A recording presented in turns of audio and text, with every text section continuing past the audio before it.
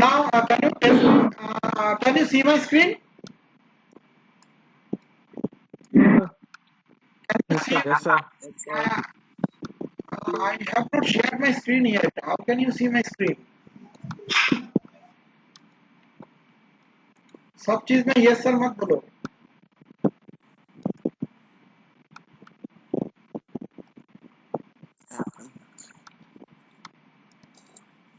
Now, students, can you see my screen? Yes, sir. We can see. Okay. Now, you know the way I used to give my presentation. I used to take my classes. The first 5 minutes, I used to ask questions. So, what are the things discussed in the last class? And based on your interactiveness is very important. The more you ask questions, that will help me to give the delivery better. Now, what are the things that I have discussed yesterday? Can you tell me in a few bullet points? Any one of you? Yes, sir. Yeah, tell me. So we discuss about the grid computing, Grid computing, then utility computing, utility computing. and sir, enabling technologies like virtualization, Web 2.0, So, SOA. grid computing, utility computing, Web 2.0, SOA, all are the enabling technologies only. Key Right? technologies. Yeah, Web 2.0 and SOA. Okay. Now, tell me what is Web 2.0? Can I see my board? Whatever I am getting in the whiteboard? Yes, sir. Okay. Now, tell me what is Web 2.0? So changing User creates space, contains the space, Uh-huh. data. Who is answering this question? Deepak. Yes, sir. Okay, tell me. User create the page, update the page, delete the page, and so on. Means that I can control, user can control the entire web, right? User have entire control over the web. That is basically the main concept of Web 2.0. Like you are creating your Facebook page, nobody else is creating, right? Or Wikipedia page. So it is not created by the administrator. So similar kind of things are also happening in cloud computing also. Where you are creating your virtual machine over the web, you are controlling your virtual machine, you are maintaining your virtual machine. Entire authority over the virtual machine is on yours only. So nobody else can change it.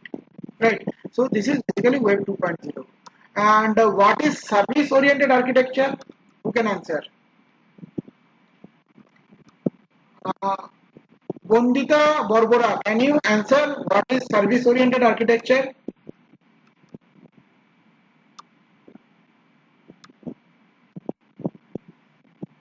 David, can you answer what is service-oriented architecture?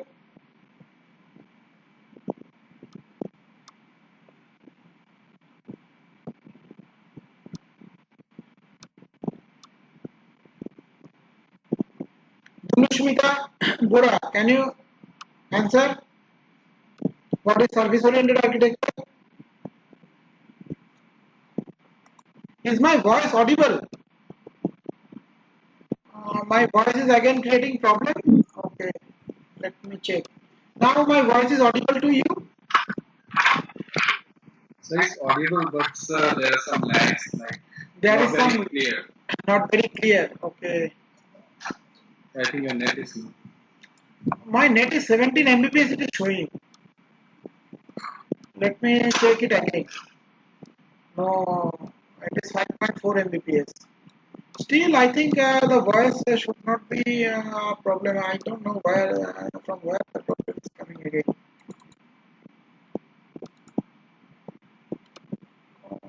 Okay, let me check. Now, yeah, still it is. Yeah, still it is lagging. My voice is lagging.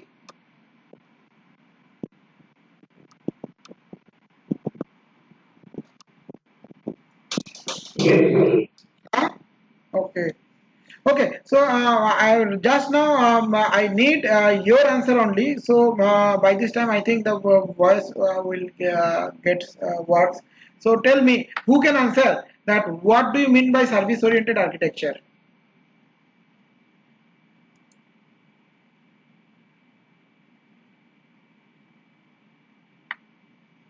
So in SAO, we provide the services to software components like applications, Hmm. any services which are being needed Hmm. by the client. Hmm. Can you give an example? So Amazon Web Services, so their services are also like provided for the clients through a web service provider. I'm not getting. Can you repeat it again? So am I audible to you? Yes, yes, you are audible. Hello.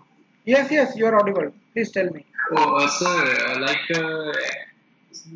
any kind of web application which are provide any kind of services to the client through applications like from the Amazon also like we use their services for our need. Mm-hmm.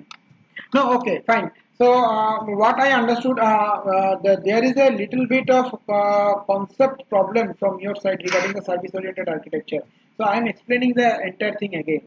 So, basically, I have given one example of e-commerce site, right? Huh? Can you remember that e-commerce site?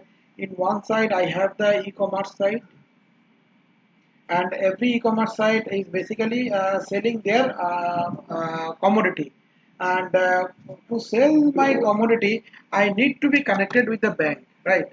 Now e-commerce site, if they want to connect with the bank, that case each of the e-commerce site has to create their own payment gateway. Now, if I have to create my own payment gateway, what are the problems that can arise? Suppose Amazon, uh, if they have to create the payment gateway with the bank, they cannot create the payment gateway for a single bank. They have to create the payment gateway for SBI. They have to create the payment gateway for PNB, Bandhan Bank, whatever be the banks are there. There are more than 100 banks are there in India. So, is it possible to create a separate payment gateway API for each of the bank? Next day, another bank will come. And also, payment gateway is a very sensitive issue. I have to check whether at the time of creation of that payment gateway, I have to check that the security issues also. So to create the API for each of the payment gateway, bank's payment gateway, it's very difficult. Even for the Flipkart also, if I have to run my business again, I have to create the payment gateway for SBI, PNB, Bandhan Bank. So lots of payment gateway I have to create. Now can you see my boards? Whatever I am drawing over there in the board, students? Yes, sir. Okay, fine. Now, instead of Yes, sir. creating this payment gateway, what they do that they take the help of a service-oriented architecture API through third party. Means one third party will arrive, they will create a common payment gateway. This common payment gateway, which will be available for Amazon Flipkart as well as which will be available for SBI, PNB, Bandhan Bank. Now, this third party payment gateway, like you can consider Google Pay, you can consider Paytm. Now, they are providing this common service to Amazon, Flipkart, to different e-commerce sites as well as the different banks also, where the same kind of common APIs are there through which they are providing the service. That service can be reusable, means Amazon can use that service multiple number of times, Flipkart may use that service multiple number of times, as well as SBI, PNB, Bandhan Bank also can reuse that service multiple number of times. Now, instead of in place of giving these services, they are charging a very nominal amount of money from the e-commerce site as well as from the bank. So it's a win-win situation. For the e-commerce side, I don't have to bother about creating the different payment gateway for different bank, as well as the bank does not have to bother about the creating different payment gateway so that the customers can pay their money. At the same time, Google Pay, Paytm, they are have created a common platform where everybody can reuse that service multiple number of times, and they have to pay a very nominal amount of money out of this. Now, as the number of transactions are huge and everybody is using the same payment gateway common platform, So for that they can earn some revenue. Okay. Now the main concern is that the security issue, because through Amazon, Flipkart, the users are sending their sensitive information. Now, if the Amazon, Flipkart, so whatever the third-party payment gateways are there, if they reveal that authentication details, that case all the customers' data will get exposed. So for that, the main features of that service-oriented architecture is its statelessness. Statelessness means it will not save the state of the services under any condition. Means whatever data is passed through Google Pay or Paytm, that will not be stored under any circumstances. If the transaction is over, immediately entire transaction details will get deleted from Google Pay or Paytm account. Only thing is that they will keep one transaction ID. They will keep the transaction ID in record log details. They will keep the transaction ID in log details. Why they need to keep the transaction ID? Because they, if the transaction is not successful, that case to dispute, to resolve the disputes, and settle the dispute, so they need that transaction ID. So immediately what they will do that, if the customers request for an resolve of disputes of payment failure, so they immediately contact with the SBI to check that against this transaction ID, whatever be the transaction details, you send it to me. And based on this, if they check that whether the transaction failure has happened from their end, if it is not happened from their end, they will immediately notify it to the bank. And bank will refund the money to the customer. Is it clear? So the payment gateway is one kind of service-oriented architecture.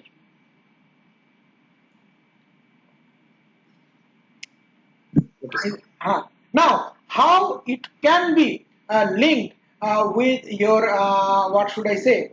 Your cloud computing services. Cloud computing enabling technology कैसे बन गया ये service-oriented architecture? How it becomes a cloud computing enabling technology? Because in cloud computing also we are doing so many operations through our virtual machines. Now, if the cloud service provider used to store all the information of your cloud transactions, that case it will be again a security risk or security threat for you, right? So they don't store any transactions or any whatever you are doing within your cloud services. They immediately delete all the services. Actually, they are also working as a they are through a service-oriented architecture framework. Now I am showing you that what is the actually the service-oriented architecture framework. Here there should be the client should be there, client or the user must be there.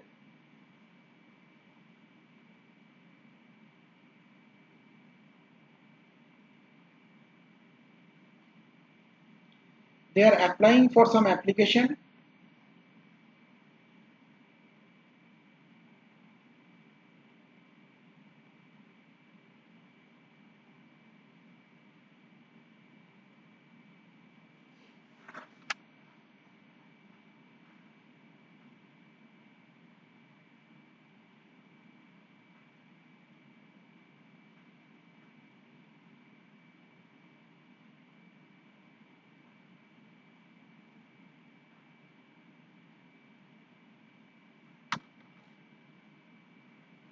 Now these applications they will apply to whom?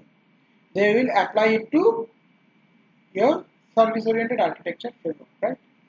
So this is your SOA.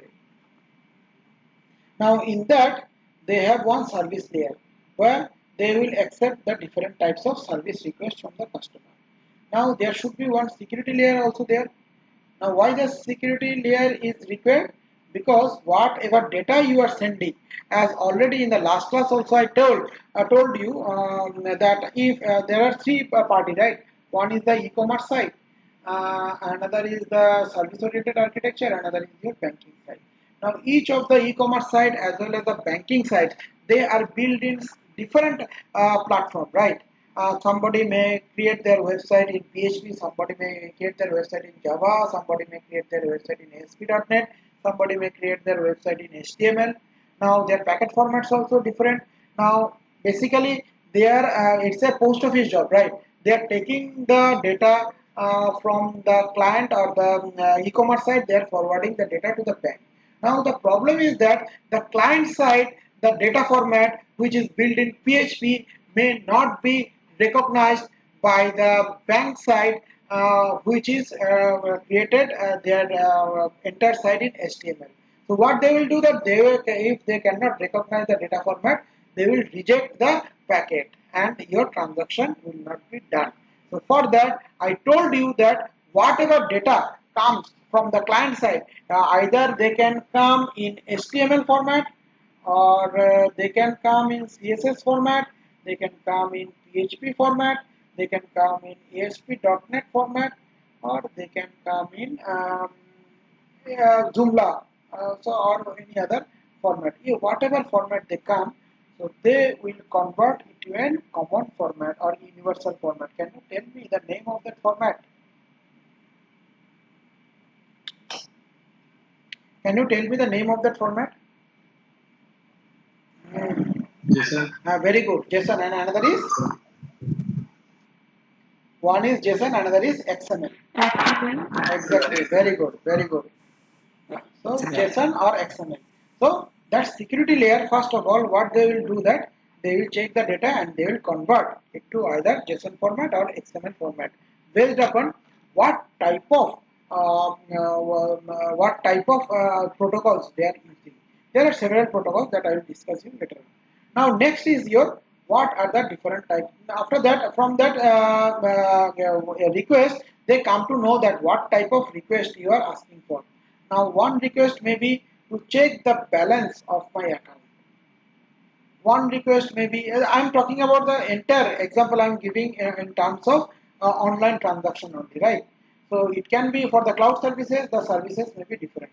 One request that can come, that can be that to increase my credit limit. My credit card limit is right now 80,000. I want to increase it to 1 lakh 50,000. So another request may be to draw transfer of cash from one account to another account. So they will check that what are the different type of service request you are making. Okay, so they will check it, and after that, but that third party payment gateway, whatever be there, so they are deciphering the different type of services that the user is making.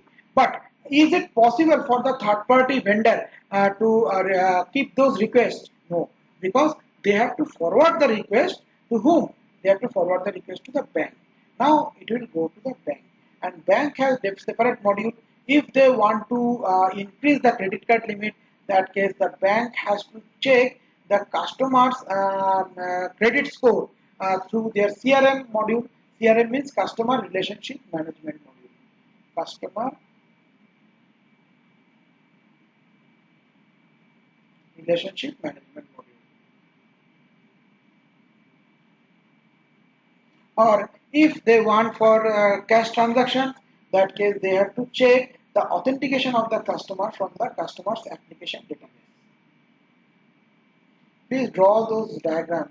Okay, application database. And after that, if those modules they get the details, uh, they will come to that whether they can accept the request or reject the request. So this is the entire framework of software service-oriented architecture. I am again explaining it. The client has given one application. The applications may be checking my balance or increasing my credit limit, and that will go. That may go to different format based on this, on which platform they are using to give their applications. It may come as an HTML or CSS or PHP or ASP.NET, Joomla, whatever it may be. That will go to your service layer. Now they will convert these languages to a common format like XML or JSON, and they will ask for what type of services you are requesting for, whether you are requesting for the balance check. My screen is not displayed, students. Okay. Just a minute. Huh? It is visible or not? Yes, sir. It is displaying. Yes, sir. Uh-huh. Okay. Somebody is writing no. Somebody is writing yes. No. No. Okay, fine. No, sir, not No, visible. sir, no. Okay. Sir, Okay. for some it's not visible. Okay.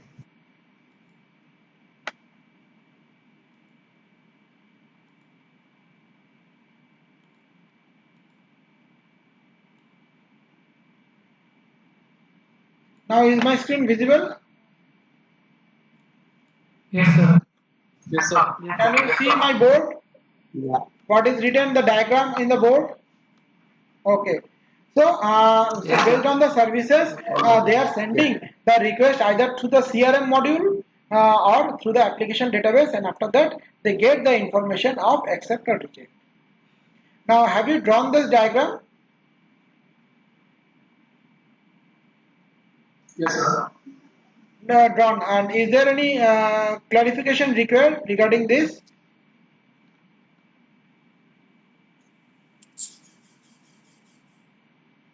Is there any clarification required regarding this one? Shall I explain it again? Yes, sir. explain again. Okay. Sir, again.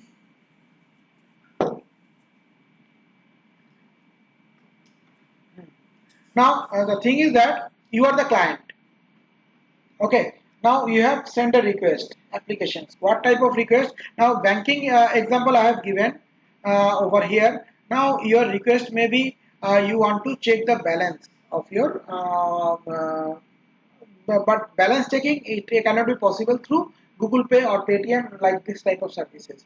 Now what you can do that you can take some other like Visa or Mastercard. So their apps you can take okay to check the balance.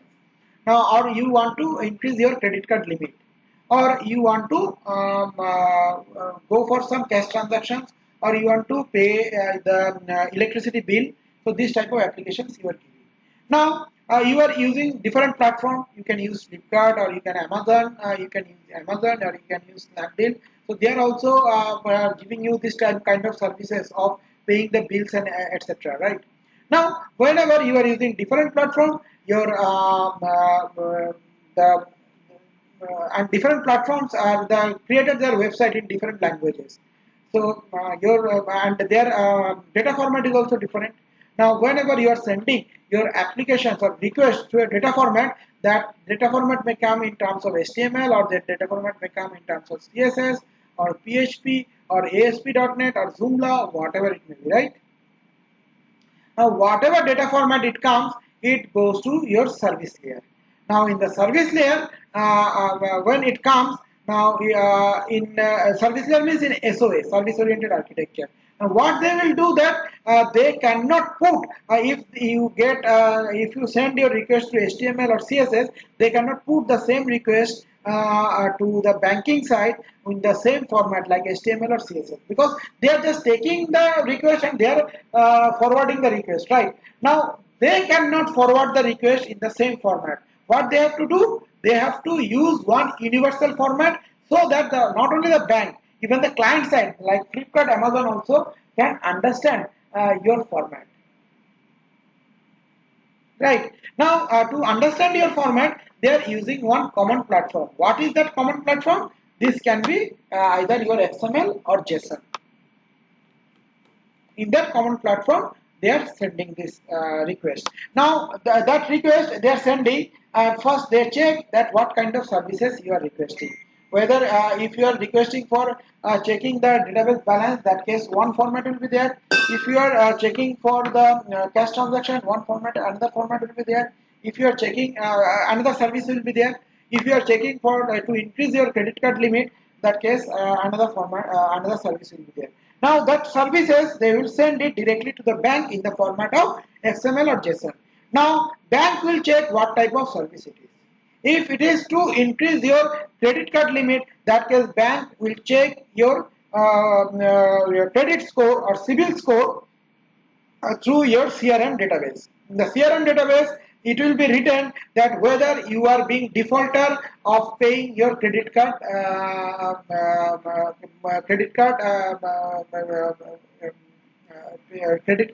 bill or not, or if you have ever a defaulter of any loan or not, or if you have any check bounce history or not.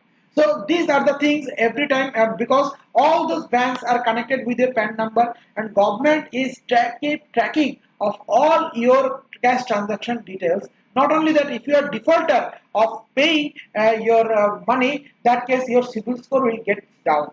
And if you are paying your bill, credit card bill, or paying your loan regularly, your CIBIL score will increase. Now, based on the CIBIL score, that CIBIL score is maintained in your CRM.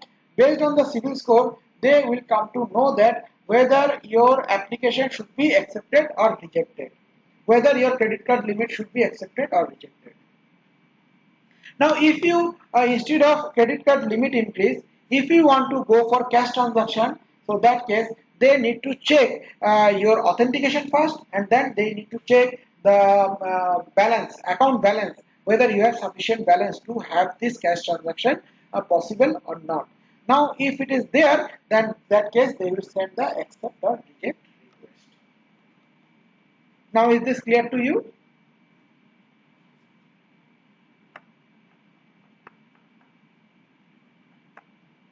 Students, is this clear? Students, is this clear? Yes, sir. Okay, fine. So this is your SOA framework. Now SOA has some features. Already I told. What are the features of SOA?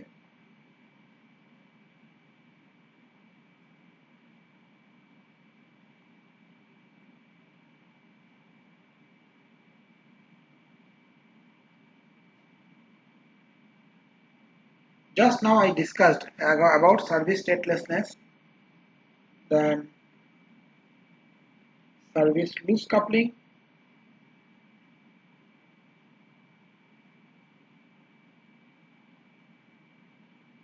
then service reusability,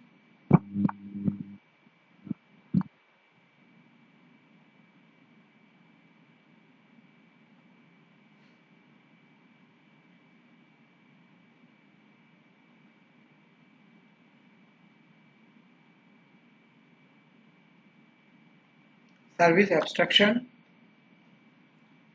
and service discoverability.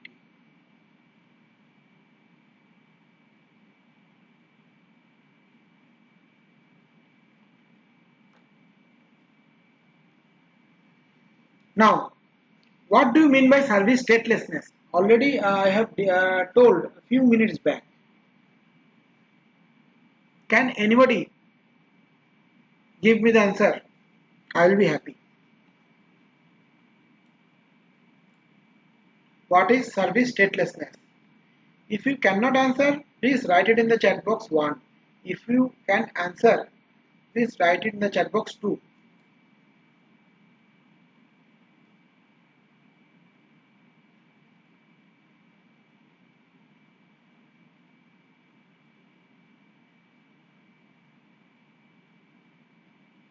What do you mean by service statelessness?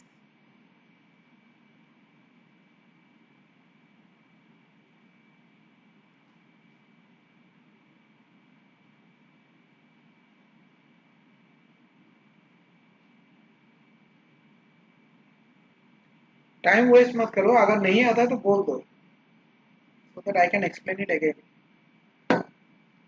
Just now I told.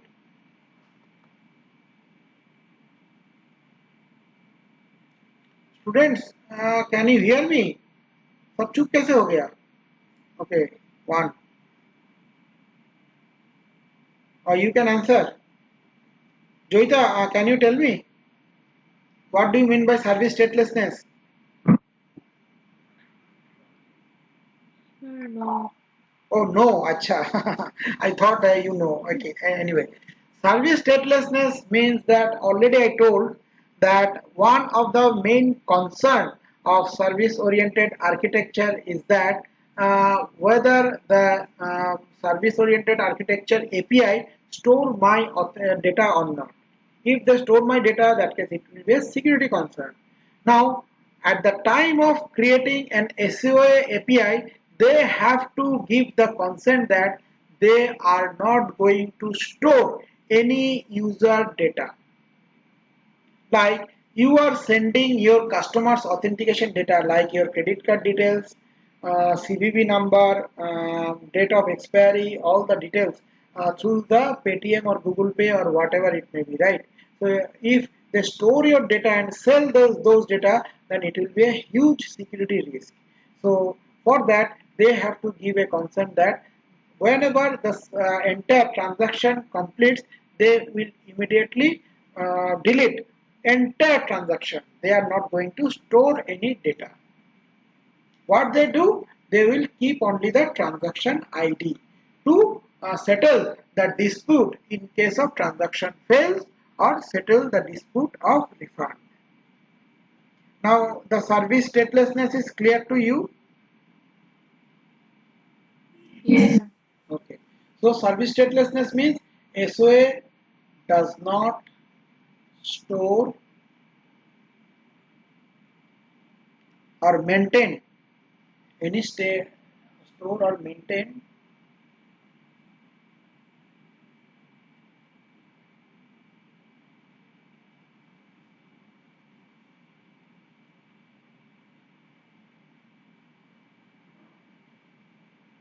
any user data. So what do you mean by service loose coupling? Now there are two concepts. One is called tight coupling, another is called loose coupling. Suppose two operations are there. Okay. Now if this operation gives the output to this operation, then this operation's output will come to this operation as an input. Now if this operation's output comes to this operation's input, then this operation can work. Otherwise this operation cannot work. In case of creating a software also, I think you are aware about state diagram, sorry, not state diagram, DFD, data flow diagram. You know data flow diagram or not? At least discuss. Okay. So in case of data flow diagram, what you do for a particular module, you create different types of sub modules, right? In the level 2, level 1. Now this module's input output comes as an input to this module. This module output comes as an input to this module. Otherwise, if this module fails, this module will not work. Is this a concept or not? Huh? In case of creating a software, you have to create multiple number of module, and each modules there should be a message passing from one module to another module. If one module fails, then the other module will not work. So this is also a kind of tight coupling architecture. So this is called tight coupling architecture. Tight coupling architecture. Now within this DFD, is there any module which is not taking data from any other module, which is working as independent? So if such kind of module is there, then it is called loose coupling module, loose coupling architecture. Loosely coupled architecture, loose coupling architecture. Means it doesn't depend on anybody. Whatever inputs you are giving in the other modules, it doesn't related with that one. Suppose if you consider these classes of CCADM, you cannot sit for the exam until and unless I can give you the lecture delivery properly and if you have understood everything properly. So my output is the lecture delivery, your output is attending the lecture. So you and me also a tight coupling architecture in between. Now if you consider any self-paced learning like you're creating your Facebook बनाने के लिए मैंने कभी help किया तुमको अपना account बनाने के लिए या WhatsApp अकाउंट बनाने के लिए did I help you in any way? You have learned it by yourself. So that is called a loose coupling architecture. Now is this clear? Loose coupling architecture and tight coupling architecture. Yes, sir. Yes, Okay. sir. Now this SOA also maintain a loose coupling architecture. Obviously, it has to maintain the loose coupling architecture because in one side there is the e-commerce side, another side there is a bank. Now, if I have to depend on the e-commerce side or if I have to depend on the bank, so I cannot create my SOA because I am independent. Any bank can take the services from me. Any e-commerce site can take the services from me. I will not dependent on anybody. Dependency means that it will work on Flipkart, but it will not work. It is not going to work on Amazon. Why? The output of Flipkart is compatible with this service, but the output of Amazon is not compatible with that service. If this kind of bonding is there, that case I will be dependent on some specific application services only. I cannot work in other services. So that is an example of tight coupling architecture. But in case of loose coupling architecture, I will independent of any other applications. I will totally independent whatever the other applications are running. How it can be achieved? By converting the entire data format, whatever being sent by Flipkart or Amazon, in XML or JSON. Am I able to make it clear? Okay. So write down for service loose coupling. The services does not have any high dependency on the other services.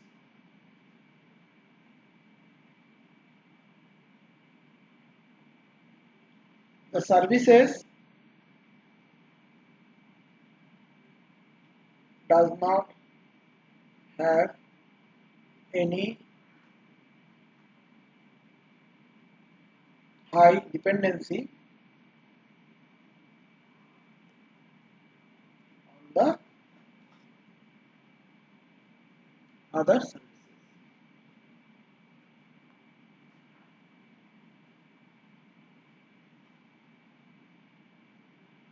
Next is service reusability. What do you mean by service reusability? Means that I can use that service again and again. So multiple times that service can be reused by any people and anybody. Same service can be used by any people and anybody. So that is being used now. Google Pay is being used multiple number of times by Flipkart or multiple. We are using that Google Pay multiple number of times through Flipkart, or you can use that services through Amazon or whatever it may be. Now next is the service abstraction. What do you mean by the abstraction? You have gone those who have gone through the C++ classes. They know the meaning of abstraction. Hiding the implementation Exactly. Exactly. The abstraction means hiding the information from other services. So they don't know what type of architecture, what type of level we are using, what is there inside. So they have to create the service abstraction level also. Next is very important, that is called service discoverability. Means that आज तुम लोग सुन के तुम लोग बोलोगे ठीक है हम लोग भी एक ऐसा पेमेंट गेटवे बना देते हैं सर्विस ओरिएंटेड आर्किटेक्चर बोल के बहुत पैसा कमाएंगे because everybody will use our services. I will connect to bank and will connect to e-commerce site और एक and you can find out somebody that okay so all the हम लोग पहले बोल दिया it will be stateless and we are not storing any information but we'll store the information and sell it to some other person and will earn big amount of money. How can I trust you? Because if somebody breach the trust, the entire payment gateway system will get fails, right? So what I wanted to say you that if somebody come up with a new payment gateway like Google Pay or Paytm, will we rely on that? Will we trust on that? No. So you have to register yourself in the service registry. There is a SOA registry is there. There is an SOA registry. So where we have to register ourselves. Now the registration will only be possible if your services are approved by IRDA and RBI. If they approve, that case you can register yourself in the SOA registry. In case of payment gateway, in case of other services, that RBI cloud computing services, you don't require the approval of RDA, IRDA or RBI. They need some other bodies approval that I will tell you later on. Right now you can write it down. That is called NIST. For the cloud services, they have to take the approval from NIST. Now, if they get the registration in the SOA registry, that case only your services will be discoverable in the different Play Store. You got my point? So you can tell yourself that I am a SOA service provider only and only if you register yourself in the SOA registry. Clear? So this is all about today's class. If you have any question, you can ask me.